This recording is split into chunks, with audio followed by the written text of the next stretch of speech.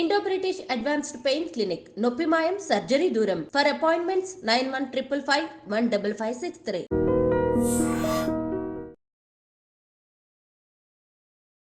ప్రస్తుతం నాతో పాటు మాజీ ఎమ్మెల్సీ రామచంద్రరావు గారు ఉన్నారు. ఆయనతో మాట్లాడి అసలు కాబోయే బీజేపీ రాష్ట్ర అధ్యక్షుడు ఎవరు అనేది తెలుసుకుందాం. సార్ నమస్తే. నమస్తే అమ్మా. ముఖ్యంగా బీజేపీ రాష్ట్ర అధ్యక్షుడు కావడానికి మీకు కలిసి వచ్చే అంశాలు ఏంటి అనుకుంటున్నారు? నాకు వస్తుంది అనేది నేను బలంగా చెప్పను, ఎందుకంటే అయితే ఇప్పుడు ఈటెల రాజేందర్ కావచ్చు, ధర్మపురి అరవింద్ వీళ్ళు బీసీ సామాజిక వర్గానికి చెందినవారు, మీరేమో ఓసీ సామాజిక వర్గం. ఇప్పుడు కుల సమీకరణాలని పరిగణలోకి తీసుకుంటే మీకేమైనా ప్లస్ అయ్యే ఛాన్స్ ఉందా, మైనస్ అయ్యే ఛాన్స్ ఉందా? పార్టీ ఆలోచన ప్రకారము ఈ ఒక సమీకరణలో పోతే పార్టీకి అడ్వాంటేజ్ ఉంటుంది అంటే ఎస్, ఆ అడ్వాంటేజ్ వాళ్ళకు వస్తుంది. లేదు అవన్నీ ఇప్పుడు అవసరం ఉండకపోవచ్చు అనే పార్టీ ఆలోచిస్తే నాకు అడ్వాంటేజ్ రావచ్చు. ముఖ్యంగా పార్టీ పదవులు కావచ్చు, అధ్యక్ష పదవులైనా టికెట్లు అన్నీ కూడా సొంత పార్టీని నమ్ముకుని ఉన్న వాళ్ళకంటే కూడా బయట నుంచి వచ్చిన వాళ్ళకే దక్కుతున్నాయి అనే అసంతృప్తి కూడా పార్టీలో నేతలలో అలాగే కార్యకర్తల్లో అంతర్గతంగా ఉన్నట్టుగా తెలుస్తోంది. మీరేమంటారు? కొన్ని కోణాలు చూస్తే కొంతవరకు వాస్తవం ఉన్నది, లేదని కాదు. కానీ పార్టీ పెరగాలంటే కొత్త వాళ్ళు రావాల్సింది. జీహెచ్ఎంసీ ఎన్నికల వేడి కనిపిస్తూనే ఉంది సార్. ఇటు చూస్తేనేమో స్టేట్లో కాంగ్రెస్ ప్రభుత్వం ఉంది, హైదరాబాద్ అంతా బీఆర్ఎస్ ఎమ్మెల్యేలు కనిపిస్తున్నారు. మరి మీ పార్టీ జీహెచ్ఎంసీ ఎన్నికల్లో ఎలా ముందుకు వెళ్ళబోతుంది? ఇటీవల ఢిల్లీలో జరిగిన సంక్రాంతి సంబరాల్లో కేంద్ర మంత్రి కిషన్ రెడ్డి గారింట్లో ప్రధానమంత్రితో పాటు మెగాస్టార్ చిరంజీవి స్పెషల్ అట్రాక్షన్గా నిలిచారు సార్. ఇంతమంది సినిమా స్టార్స్ ఉండగా చిరంజీవినే ఎందుకు హైలైట్ చేస్తున్నారు? అయితే వాళ్ళు మేమే అంటున్నావు, నువ్వు యంగ్స్టర్ ఉన్నావు, నీ క్యారియర్ ఉన్నావు, కానీ ఇప్పుడు తొందరపడగలవు, మళ్ళీ ఇక్కడ వస్తే సినిమా ఛాన్సులు పోతే మీకు అని చెప్తున్నాను.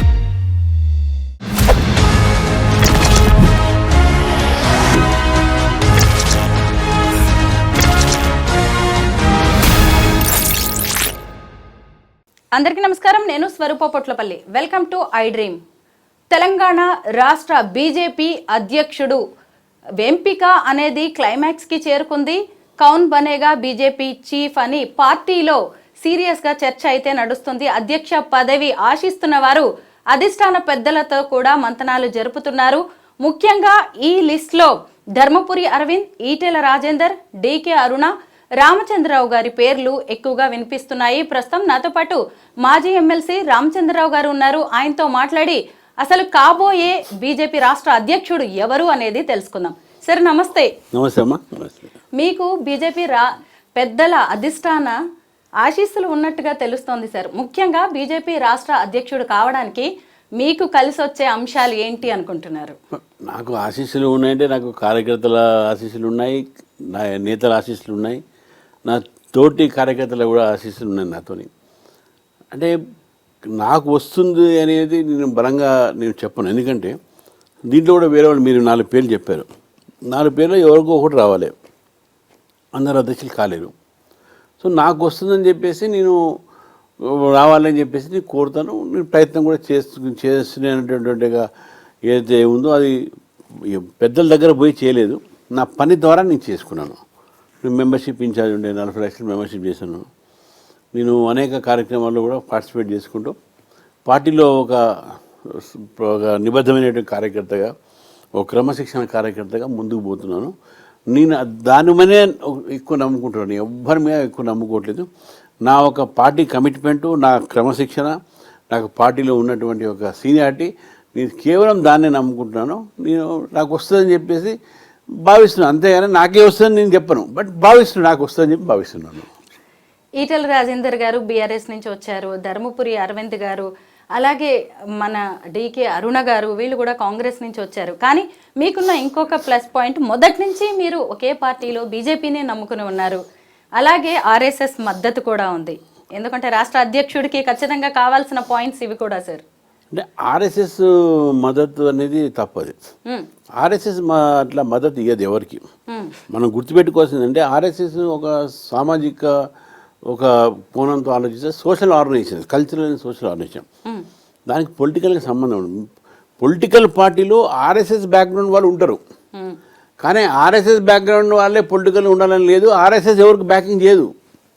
RSS will never interfere in BJP, but ఐడియాలజికల్గా BJP will sail with RSS ideology అనేది గుర్తుపెట్టుకోవాలి మనం. ఒకటి. రెండోది, నాకు ఆర్ఎస్ఎస్ సపోర్ట్ చేస్తుంది, సపోర్ట్ వాళ్ళకి చేయదని లేదు. ఆర్ఎస్ఎస్ అందరికి సపోర్ట్ చేస్తుంది. ఎవరైతే జాతీయవాదం మీద, ఎవరైతే పార్టీ సిద్ధాంతం మీద, ఎవరైతే పార్టీ క్రమశిక్షణ నమ్ముకొని పోతారో ఆర్ఎస్ఎస్ అందరినీ కూడా సపోర్ట్ చేస్తుంది. ఈయనకి సపోర్ట్ చేయాలి, ఆయన సపోర్ట్ చేయాలనేది అట్లా ఆర్ఎస్ఎస్ అసలు అటువంటివి ఉండదు.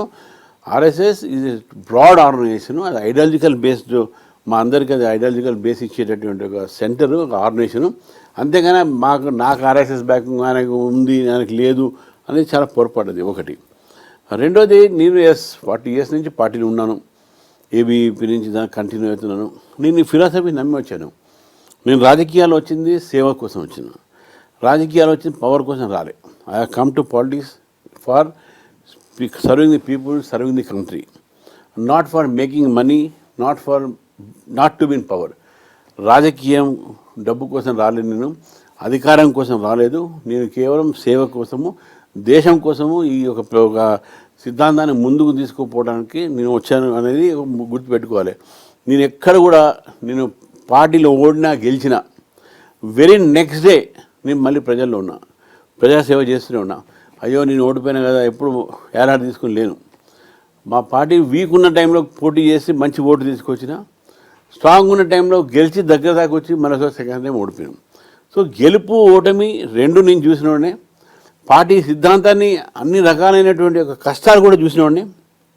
40 సంవత్సరాలు నా యొక్క రాజకీయ ఈ యొక్క ప్రయాణంలో అనేక సార్లు ఒడుగు తిన్నాం, దెబ్బలు తిన్నాం, జైలుకు వెళ్ళాము. ఒక యూనివర్సిటీ నుంచి కొట్లాడి, నెక్సలైట్స్తో కొట్లాడి, ఇటు యాంటీ సోషల్ ఎలిమెంట్స్తో కొట్లాడి, ఇటు రకరకాలుగా పొలిటికల్ ఎనిమిస్తో కొట్లాడి ఈరోజు ఈ స్టేజ్కి మేము వచ్చినాం. ఎక్కడ కూడా మాకు పైన గాడ్ ఫాదరో పైర్వీలో డబ్బుతో మేము ఇంతవరకు రాలే. ఈరోజు కూడా చెప్తున్నాను, నేను వ్యక్తిగతంగా నాకు ఈరోజు నా సంపాదన, నా ఒక ఇది కేవలం నా వృత్తి. నేను అడ్వకేట్ని. నాకు అడ్వకేట్లుగా ఏం సంపాదిస్తున్నా అదే నాది. మా ఫాదరు మదర్ వాళ్ళు ఇప్పుడైతే లేరు, వాళ్ళు అప్పుడు కూడా నాకు ఫైనాన్షియల్ సపోర్ట్ చేయలే, రాజకీయాలకు కానీ దానికి కానీ. మా పిల్లలు కూడా వాళ్ళు కూడా అడ్వకేట్లు, వాళ్ళు సాఫ్ట్ ఇంజనీర్ అమ్మాయి. కాబట్టి అందరూ కూడా we depend only on hour income. మాకు వేరే బిజినెస్లు, ల్యాండ్ గ్రాబింగ్లు ఏమీ లేదు మాకైతే. బీజేపీ రాష్ట్ర అధ్యక్షుడి ఎంపిక విషయంలో కుల సమీకరణాలు అనేవి కీలక పాత్ర పోషిస్తాయి సార్. ముఖ్యంగా ప్రజాదరణ కలిగిన ప్రజల్లో ఉండే సీనియర్ నేతలు కావాల్సి ఉంటుంది. అయితే ఇప్పుడు ఈటెల రాజేందర్ కావచ్చు, ధర్మపురి అరవింద్, వీళ్ళు బీసీ సామాజిక వర్గానికి చెందినవారు, మీరేమో ఓసీ సామాజిక వర్గం. ఇప్పుడు కుల సమీకరణాలని పరిగణలోకి తీసుకుంటే మీకేమైనా ప్లస్ అయ్యే ఛాన్స్ ఉందా, మైనస్ అయ్యే ఛాన్స్ ఉందా? నేను పార్టీ ఆలోచన ప్రకారము ఈ ఒక సమీకరణలో పోతే పార్టీకి అడ్వాంటేజ్ ఉంటుంది అంటే ఎస్, ఆ అడ్వాంటేజ్ వాళ్ళకు వస్తుంది. లేదు, ఆర్గనైజేషన్కు సంబంధమే కదా, జనరల్ ఎలక్షన్స్ కాదు కదా, ఇక్కడ అవన్నీ ఇప్పుడు అవసరం ఉండకపోవచ్చు అనే పార్టీ ఆలోచిస్తే నాకు అడ్వాంటేజ్ రావచ్చు. ఒకటి. దీంట్లో కుల సమీకరణ, సామాజిక కోణం కంపల్సరీ ఉంటుంది. ఎందుకంటే మీరు ఎంత లేదన్నా ఎంత వద్దన్నా ఈరోజు రాజకీయాల్లో ఇవన్నీ కూడా చాలా అవసరం. ఇప్పుడు మేము కూడా ఇచ్చేటప్పుడు మహిళలు, ఎస్సీ, ఎస్టీ, బీసీ, ఓసీ అవన్నీ చూస్తాం. ఇక టికెట్ ఇట్టే చేయబడు కానీ. సో న్యాచురల్గా ఈ కోణం కూడా ఆలోచిస్తుంది పార్టీ, డెఫినెట్గా ఆలోచిస్తుంది. అది నాకు అడ్వాంటేజ్ అవుతుందా కాదా అది తర్వాత సంగతి. బట్ పార్టీకి అడ్వాంటేజ్ ఏదవుతుందో ఆ నిర్ణయం పార్టీ తీసుకుంటుంది. దాని తర్వాత పార్టీలో ఉన్నటువంటి కార్యకర్తలను కూడా వాళ్ళని కానీ ఇప్పటివరకు పార్టీ ఇంతవరకు భారతీయ జనతా పార్టీ బీసీ పిఎం ఉన్నారు, మాకు ఓబీసీ పిఎం. మా దగ్గర గతంలో దత్తాత్రేయ గారు, లక్ష్మణ్ గారు, బండి సంజయ్ గారు వీరందరూ కూడా ఓబీసీ నేతలు ప్రెసిడెంట్గా చేశారు. మా దగ్గర సామాజిక వర్గం ఓసీలో ఉన్న కూడా ఇతర కమ్యూనిటీ వాళ్ళు చేశారు. ఇప్పుడు అన్ని రకాలుగా ఛాన్సెస్ అందరికి వచ్చినాయి. సో ఒక్కొక్కరికి ఒక ఛాన్స్ ఒక్కో టైంలో వస్తుంది. సో కాబట్టి పార్టీ ఇవన్నీ కూడా కోణంలో పెట్టుకునే ఈ నిర్ణయం తీసుకుంటుంది అని చెప్పేసి నేను భావిస్తున్నాను. We are for social balance and social justice. కాబట్టి ఆ సోషల్ జస్టిస్ చేస్తుంది, ఉంటుంది.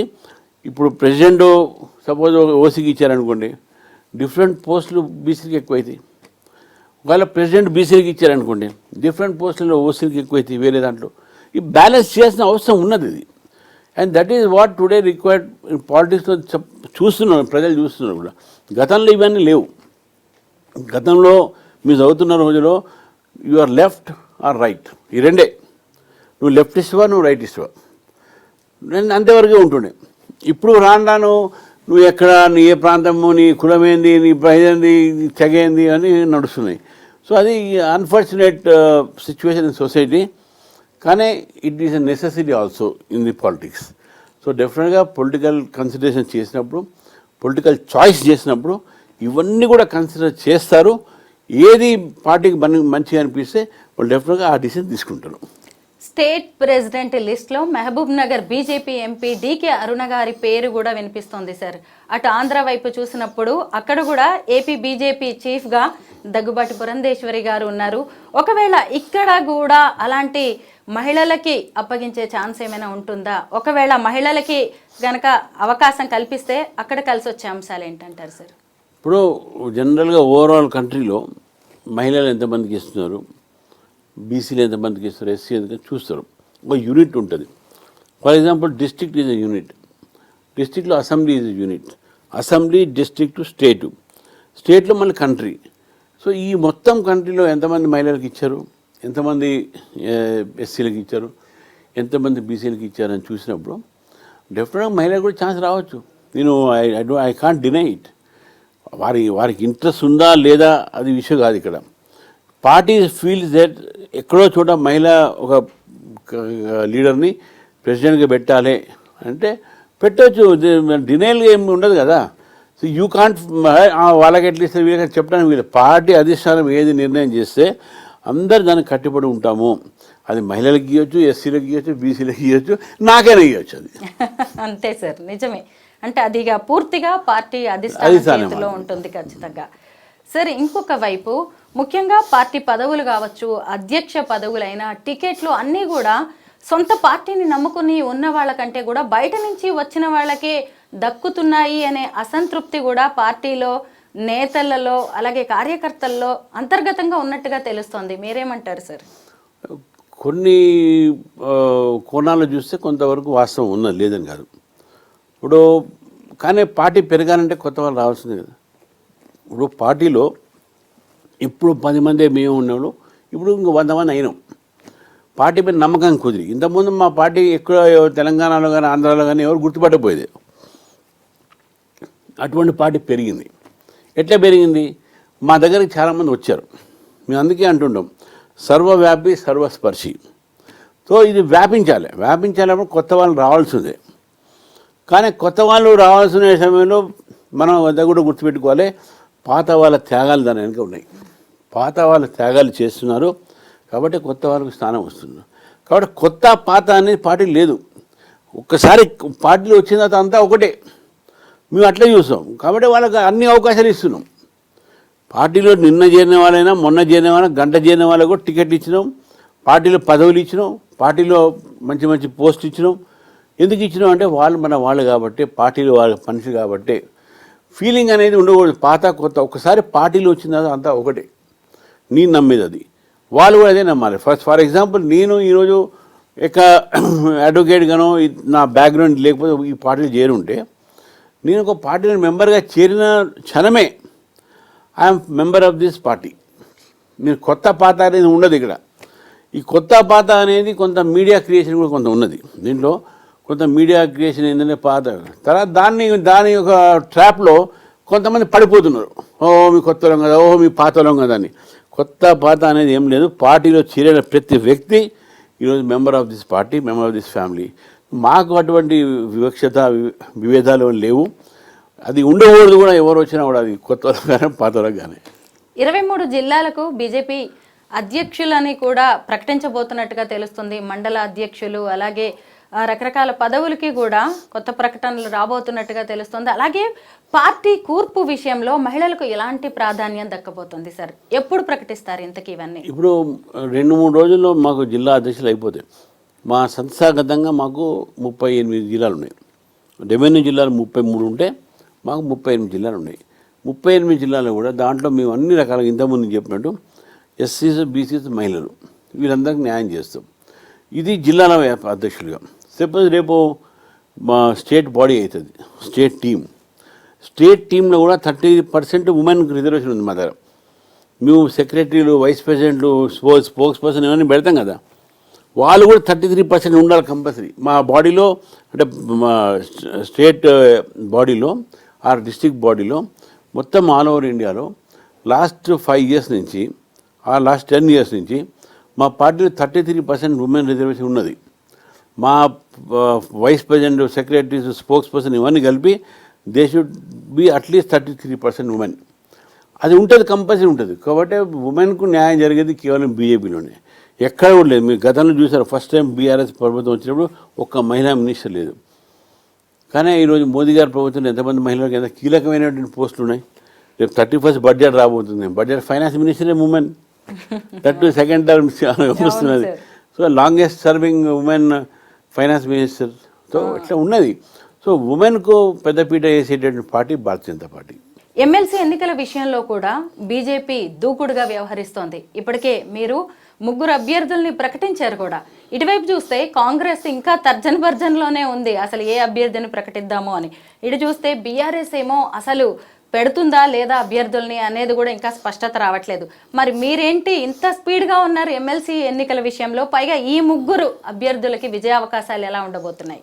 ఇప్పుడు ఒకటేంటంటే రాజకీయంగా ఈ ఎక్కడెక్కడైతే ఈ ఎన్నిక జరుగుతున్నాయో, ముఖ్యంగా ఒక టీచరు, ఒక గ్రాడ్యుయేట్, కరీంనగర్, నిజామాబాద్, మెదక్, ఆదిలాబాద్, ఈ 4 జిల్లాలు.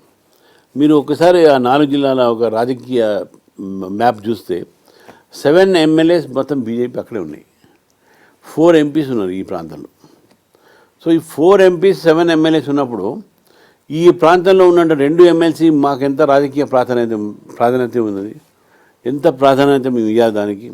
సో కాబట్టి దానికి ప్రయారిటీ మేము ఇచ్చి మేము ముందు సీట్లు అనౌన్స్ చేసి, టికెట్ అనౌన్స్ చేసి, వాళ్ళు గుర్రాన్ని మేము ఆల్రెడీ మేము బరిలో పెట్టినాం అక్కడ. వాళ్ళు దే ఆర్ వర్కింగ్, గెలుస్తామన్న పూర్తి నమ్మకం ఉంది. రెండోది మొన్న వరంగల్, ఖమ్మం, నల్గొండ ప్రేమేంద్ర రెడ్డి గారు పోటీ చేసినప్పుడు కూడా కొన్ని కారణాలు లాస్ట్ మూమెంట్ మేము అనౌన్స్ చేసినాము. ఈసారి కొద్దిగా ముందు చేసినాం. అక్కడ లాస్ట్ మూమెంట్ అనౌన్స్ చేసినాం కాబట్టి కొద్ది ఓట్లతో ఓడిపోయిండు. ఇప్పుడు అక్కడ ముందే అనౌన్స్ చేసినాం టీచర్స్ కాన్స్టిట్యున్సీ సర్వోత్తమ్ రెడ్డి గారు అని చెప్పేసి వారిని అక్కడ అనౌన్స్ చేసినాం. వారు గతంలో పీఆర్టీని చేసినప్పుడు మంచి ఓట్లు వచ్చి 3వ ప్లేస్లో ఏదో ఓడిపోయారు, మంచి ఓట్లు ఉన్నాయి. బీజేపీ తపస్సు అనే మా ఆర్ఎస్ఎస్ సంబంధించిన టీచర్స్ ఆర్గనైజేషన్లో వాళ్ళ సపోర్ట్తో సర్వోత్తమ్ రెడ్డి గారు గెలుపు అవకాశాలు చాలా ఉన్నాయి. అక్కడ సిట్టింగ్ ఎమ్మెల్సీ అవుతున్నారు, సిపిఎం బ్యాక్డ్ యూటీఎఫ్ క్యాండిడేట్. అతన్ని ఒక వ్యక్తిగతంగా మంచివాడు అయినప్పుడు కూడా అక్కడ ఆ యూటీఎఫ్ వీక్ అయిపోయింది. యూటీఎఫ్ వీక్ అయింది, కమ్యూనిస్ట్ పార్టీ వీక్ అయింది. కాబట్టి వాళ్ళకు గెలిచే అవకాశాలు తక్కువ ఉన్నాయి. డెఫినెట్గా అక్కడ కూడా బీజేపీ గెలుస్తుందని చెప్పేసి భావిస్తున్నాను. బీజేపీ 3 సీట్లు కూడా బీజేపీ బీఫామ్ మీద పోటీ చేపిస్తున్నాం. కాబట్టి పొలిటికల్గా బీజేపీ 3 సీట్లు గెలుస్తుందని చెప్పేసి కూడా నేను భావిస్తున్నాను. జీహెచ్ఎంసీ ఎన్నికల వేడి కనిపిస్తూనే ఉంది సార్. ఇటు చూస్తేనేమో స్టేట్లో కాంగ్రెస్ ప్రభుత్వం ఉంది, హైదరాబాద్ అంతా బీఆర్ఎస్ ఎమ్మెల్యేలు కనిపిస్తున్నారు. మరి మీ పార్టీ జీహెచ్ఎంసీ ఎన్నికల్లో ఎలా ముందుకు వెళ్ళబోతోంది? బీఆర్ఎస్ గతంలో కూడా ఉన్నప్పుడు కూడా మేము 48 సీట్లు గెలిచినాం ఇక్కడ. ఇప్పుడు బీఆర్ఎస్ కూడా ఉండడానికి కారణం ఏంటంటే ఆ రోజు ఎలక్షన్ జరిగినప్పుడు 2024 జూన్లోనే ఇప్పుడు ఎలక్షన్ జరిగినప్పుడు అసెంబ్లీ, అప్పుడు TRS and BRS and Majlis alliance ఉండే. కాబట్టి మజ్లిస్ పార్టీ ఓట్లన్నీ వాళ్ళకు వచ్చినాయి. కాబట్టి సిటీలో 90% సీట్లు వాళ్ళు 99% గెలుచుకున్నారు. ఈ గెలుపు బీఆర్ఎస్ కాదు, అక్కడ మొత్తం మజ్లిస్ సపోర్ట్ చేసినటువంటి ఒకటి. రెండోది ఇతర ఫ్యాక్టర్స్ కూడా ఉన్నాయి. బీజేపీ కూడా లాస్ట్ మూమెంట్ టికెట్స్ అనౌన్స్ చేయడము, కొద్దిగా అప్పుడు మాకు ఇంటర్నల్గా పొలిటికల్గా కొద్దిగా చాలా వరకు భేదాభిప్రాయాలు అవి నడుస్తూ ఉన్న సమయంలో బీఆర్ఎస్కి వచ్చింది. కానీ బీఆర్ఎస్కి మొత్తం వచ్చిందని చెప్పేసి ఈ జిహెచ్ఎంసీ గెలుస్తుంది కాదు.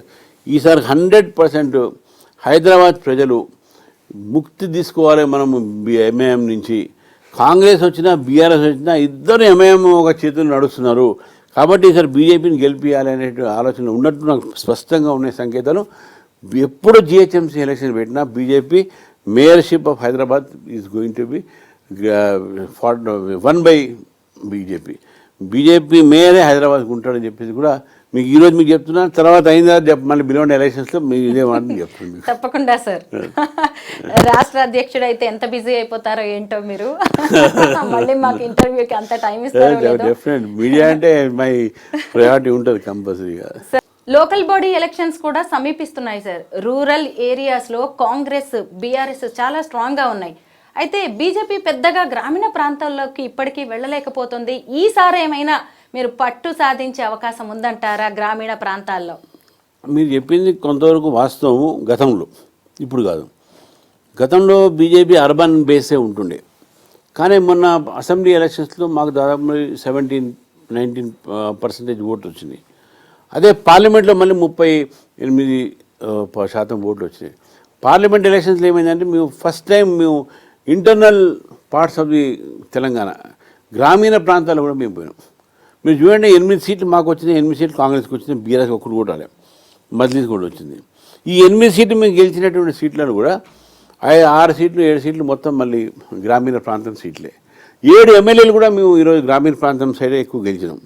అది ఆర్మూర్ కావచ్చు, అటు ఆదిలాబాద్ ఏరియా కావచ్చు, పార్వయ్య హరీష్ బాబు గెలిచిన అటు కాగజ్నగర్ సిర్పూర్ కావచ్చు.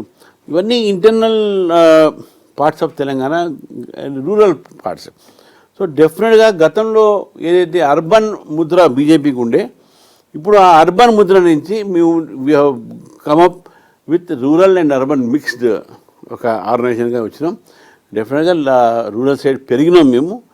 మీరు అన్నట్టు ఈ రూరల్ సైడ్ ఈసారి కూడా BJP will give good fight, good seats వస్తాయి అని నేను పూర్తిగా నమ్ముతాం. ఓన్లీ ప్రభుత్వం ఎప్పుడో ఎలక్షన్స్ పెడుతున్నారని చూడాల్సింది, అంతేగాని మేము తయారులో ఉన్నాం.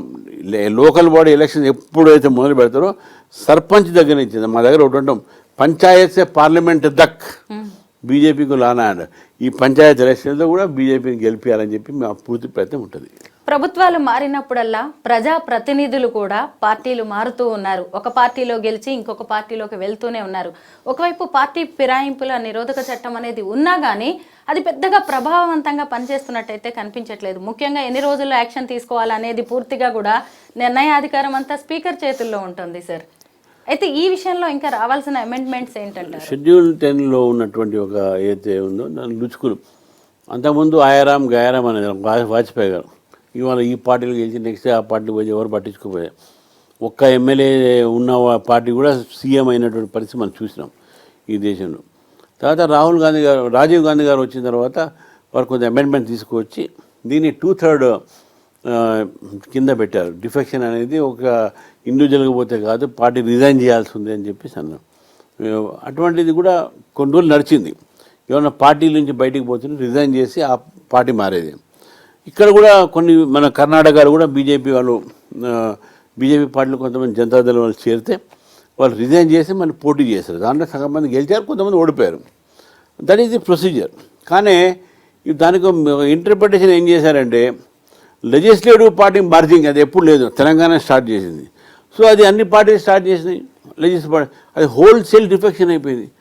ఎవరైనా సరే ఒక వ్యక్తి డిఫెక్ట్ అయితే రిజైన్ చేసి మళ్ళీ ఆ సీట్ పోటీ చేయాలి.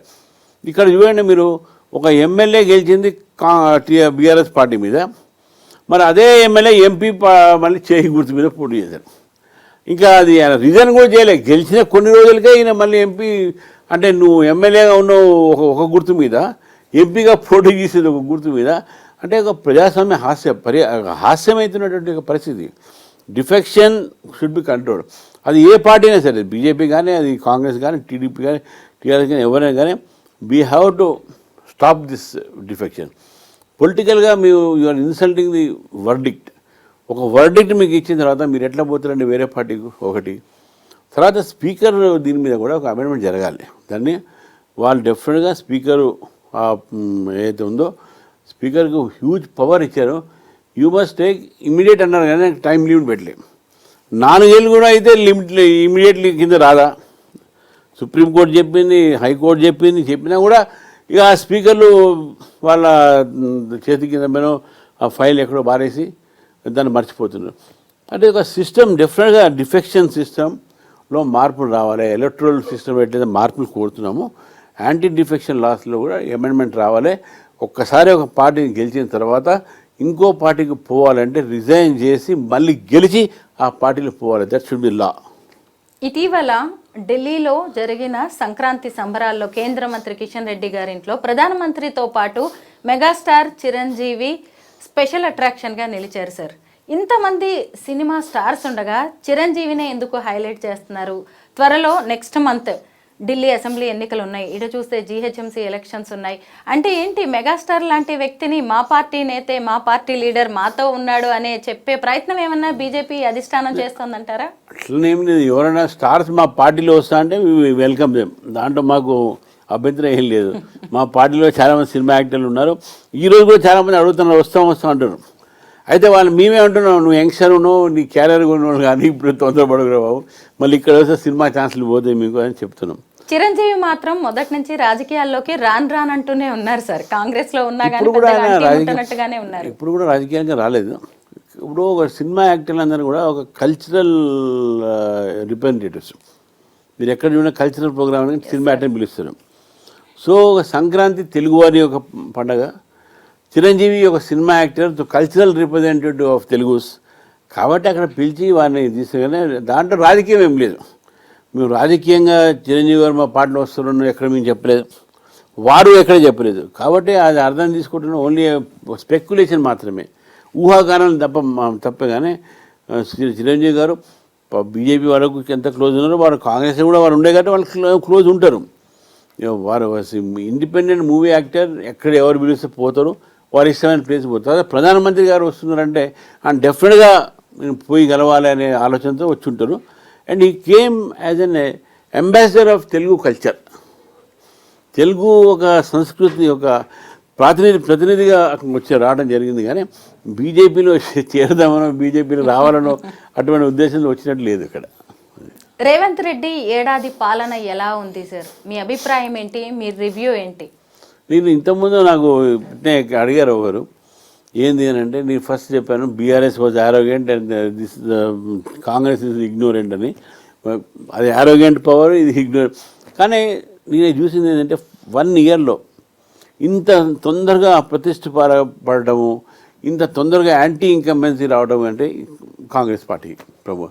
అది రేవంత్ రెడ్డి పరిపాలన ఇంకే నేను చెప్పా దాని విషయంలో. కానీ people are fed up with Congress party 1 ఇయర్లోనే. మీరు చూడండి, ఇప్పుడు బీదవాడు భయపడతూ ఉంటారు, నా ల్యాండ్ ఎక్కడ గ్రాబ్ అవుతుందనో, నా ఇల్లు ఎక్కడ గూడగొడుతుండో. మూసీలో చాలా కాలం నుంచి ఉన్నటువంటి అరే ఇన్నాళ్ళు ఉన్న 40 ఏళ్ళు 50 నుంచి ఉన్నాం, ఇప్పుడు ఏది నా మీదకి గడ్డపాలు తీసుకొస్తున్నాం, ఈ భయం అయితే వాళ్ళని మొదలుపెట్టింది కదా. సరే మీరు వచ్చిన తర్వాత ఏడాది అయింది. ఏడాదిలో ఫస్ట్లోనే ఏమన్నారు, యూత్ డిక్లరేషన్లో జాబులు అన్నారు, పెండింగ్ జాబ్లే ఇచ్చారు, మీరు కొత్త జాబ్ ఏం క్రియేట్ చేయలేదు. తర్వాత రైతు బంధు అన్నారు, రైతు మాఫీ అన్నారు, అది ఇంకా ఏడాదిలో కూడా ఇంకా క్లియర్ కాలే, చాలామందికి నడుస్తూనే ఉన్నాయి. రాగానే 15,000 ఇస్తాను రైతు బంధువుకు, ఇంత రైతు బంధు స్టార్ట్ కాలే, అనౌన్స్మెంట్ మాత్రమే అయింది. మీరు ఏ వర్గాల స్టూడెంట్స్ రాగానే అపాయింట్మెంట్ చేస్తున్నారు వైస్ ఛాన్సలర్, అది కూడా 7 months 8 months డిలే అయ్యింది. మీరు ఎక్కడ మీరు చెప్పండి, సరే శాంతి భద్రతలు అంటారా? సినిమా యాక్టర్ల దగ్గర నుంచి మీరు సినిమా యాక్టర్ల మీద అటాకులు, ఇటు పబ్లిక్ మీద అటాకులు, మీరు ఏం చేస్తున్నారు? తర్వాత నాకైతే ప్రూఫ్ లేదు, నేను అడ్వకేట్ కాబట్టి ప్రూఫ్ లేదు, నేను మాట్లాడా. కానీ బయట ఎవరితో మాట్లాడినా కూడా అవినీతి పెరిగిపోయింది అనేటట్టు మనకు కనబడతా ఉంది. దానికి నా దగ్గర అయితే ప్రూఫ్ లేకపోవచ్చు, కానీ ఇది నిప్పు లేని పొగరాదు అంటారు కదా. సో ఇంత పెద్ద మాట ఎట్లా బయటకు వస్తుంది? సో కాబట్టి అన్ని రకాలుగా చూసినంత Congress party is failure in Telangana. KTR arrest మీద బలంగా వార్తలు వినిపిస్తున్నాయి సార్. ఒకవైపు కాంగ్రెస్, ఇంకొక వైపు బీజేపీ ఇంత హడావిడి చేస్తూ ఉన్నాయి వాళ్ళ పార్టీ విషయంలో. కానీ ఒక మాజీ సీఎం అయిన కేసీఆర్ గారు ఏంటి ఇంత సైలెంట్గా ఉంటున్నారు? ఇప్పుడు సైలెంట్ ఉండి ఎందుకు ఉంటున్నారో మనం చెప్పలేము. బట్ ఒకవేళ తప్పు అయి ఉంటే, తప్పు నిర్ధారణ అయితే, అది కాళేశ్వరంలో కానీ ఇంకేదో దీంట్లో కానీ దాంట్లో ఇన్వాల్వ్ అయిన వాళ్ళందరినీ మీద కూడా చట్టం తన పని చేస్తుంది. డెఫినెట్గా దాంట్లో దోషులు ఉన్న వాళ్ళందరూ కూడా అరెస్ట్ అవుతారు. ఏది ఒకవేళ తేలాలి, క్రిమినల్ కాన్సిక్వెన్స్ బయటపడాలి, లేకుంటే క్రిమినల్ ఇంటెన్షన్ బయటపడాలి, క్రిమినల్ యాక్ట్ బయటపడాలి. క్రిమినల్ యాక్ట్ అనేది కంపల్సరీగా బయటపడితే తప్పకుండా దాని వాళ్ళ మీద చర్య తీసుకుంటారు. కానీ ఈ పాటికల్లా కాంగ్రెస్ పార్టీ చెప్తుంది కానీ ఎవరైనా లోపడేసిందా? ఏలే. దాన్ని బట్టి అర్థమవుతుందంటే కాంగ్రెస్ బీఆర్ఎస్ ఇంటర్నల్గా అండర్స్టాండింగ్ వచ్చింది బీజేపీని బెరనేయకుండా. అది కూడా మళ్ళీ ఆలోచించి చూడాల్సిన అవసరం ఉంది. So they both are fighting against each other to see that BJP doesn't grow. అదొకటి. వాళ్ళ మధ్యనే ఒక కొట్లాట పెట్టుకొని ఇంతవరకు కేవలం ఒక అఫీషియల్స్ని లోపల పంపించారు కానీ ఒక పొలిటికల్ లీడర్ బీఆర్ఎస్ వ్యక్తిని ఇంతవరకు పంపేయలేకపోయారు. దానికి కారణం ఏంది? Because BRS and Congress party is one. Thank you so much for the interview, sir. Thank you. And all the best. Thank you.